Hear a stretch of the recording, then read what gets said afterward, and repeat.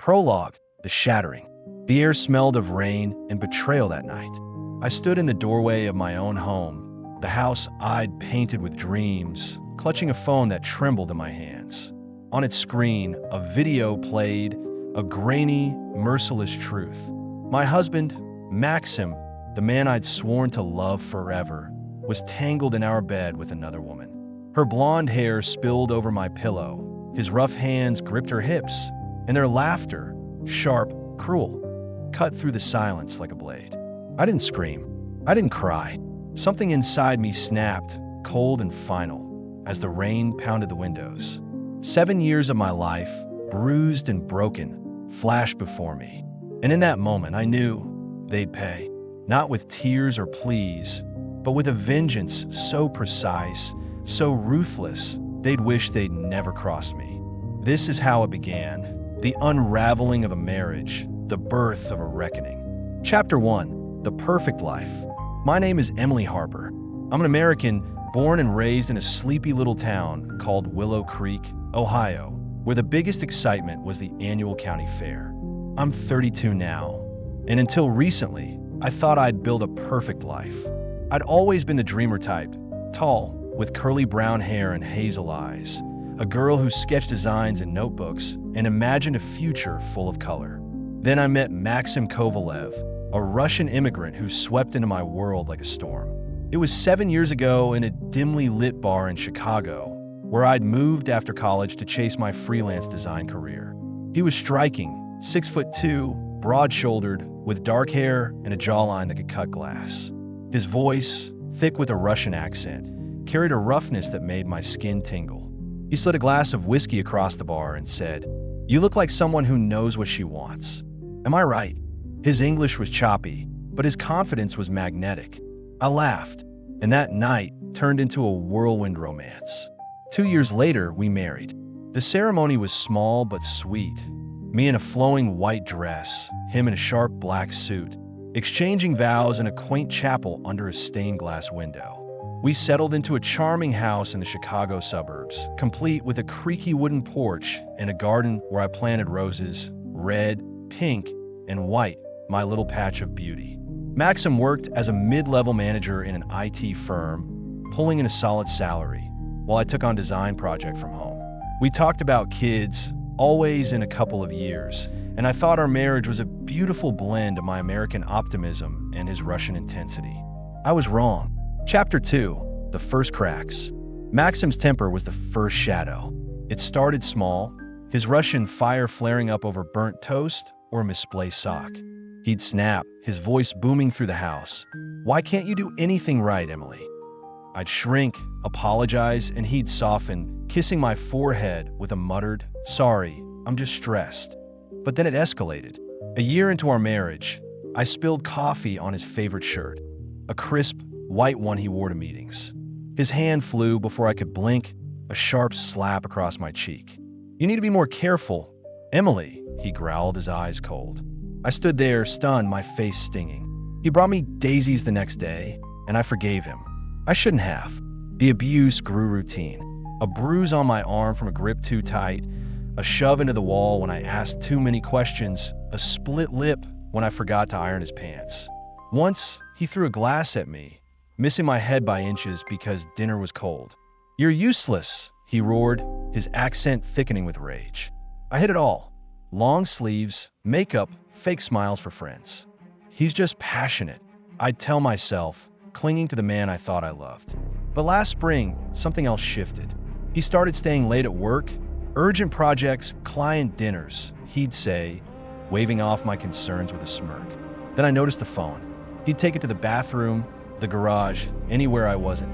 His fingers danced over the screen, and his lips curved in a way they hadn't for me in years. One night, I woke to a ping. His phone glowed on the nightstand. I hesitated, then looked. A message from Alexei: "Work? You were incredible tonight. Sleep well, my hero." My stomach twisted. He'd never mentioned an Alexei. Was it a coworker? A code? I didn't confront him. Fear of his fist kept me silent, but the seed of doubt took root. Chapter 3: The Truth Unveiled. 2 weeks later, the truth hit me like a freight train. Maxim announced a weekend business trip to Detroit, flashing plane tickets as proof. Back Sunday night, he said, kissing my forehead, a rare gesture lately. I nodded, trusting him. But Saturday morning, running errands downtown, I saw his car parked outside Brew and Bean, our old favorite coffee spot. My pulse raced. I pulled over, grabbed my phone, and slipped inside. There he was, at a corner table by the window, sunlight glinting off his dark hair. Across from him sat a woman, mid-20s blonde, in a tight red dress that hugged every curve. Her lipstick matched the fabric, bold and unapologetic. They were laughing, his hand over hers, his thumb brushing her knuckles. He leaned in, whispering, and she giggled, touching his cheek. My chest tightened. I snapped photos, 5, 6, 7 shots, then stumbled out, my vision blurring with tears and rage. At home, I cracked his laptop. The password was still my birthday, a cruel irony. His email was a goldmine of betrayal. Her name was Karina, and they'd been at it for 6 months. The messages were raw. Last night at the motel was unreal. Your hands, your mouth. Your American wife's too clueless to catch on. I love when you take your time. So slow it drives me crazy. Photos flooded the screen. Him kissing her neck, her nails digging into his back, their bodies pressed together in cheap motel sheets. One shot showed her straddling him, her head thrown back, his grin wide and smug.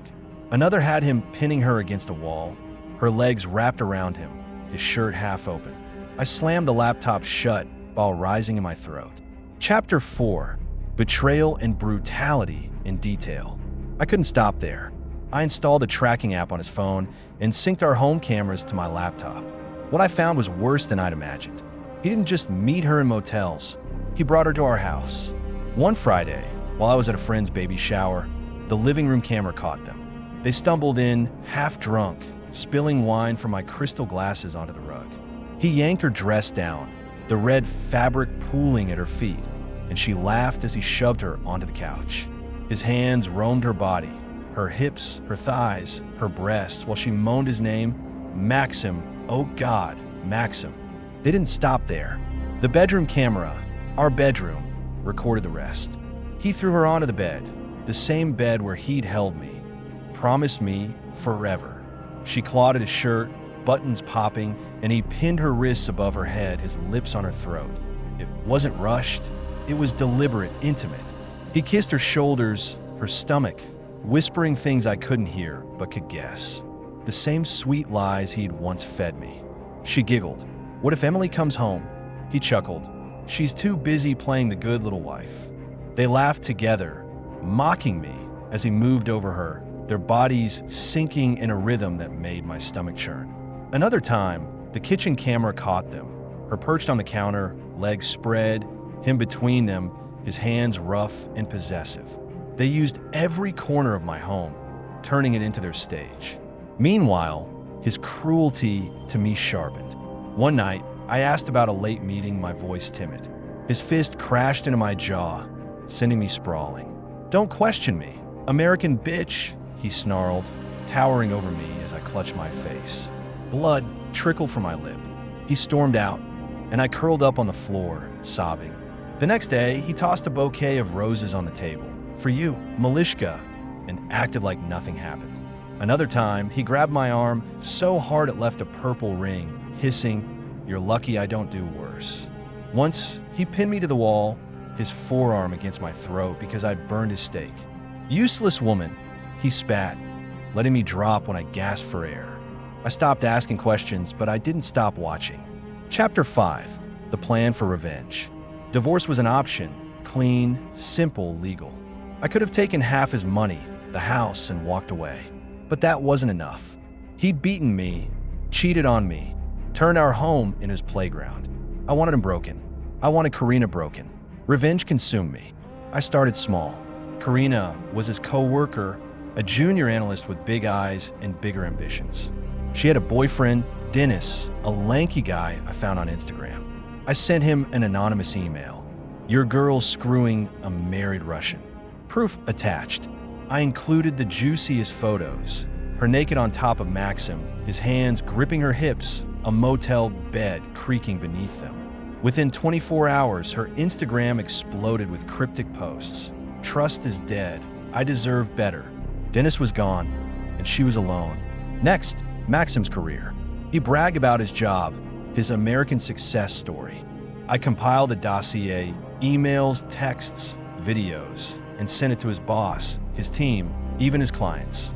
The subject line read, "Your manager Maxim Kovalev, adulterer and abuser." The attachments were brutal.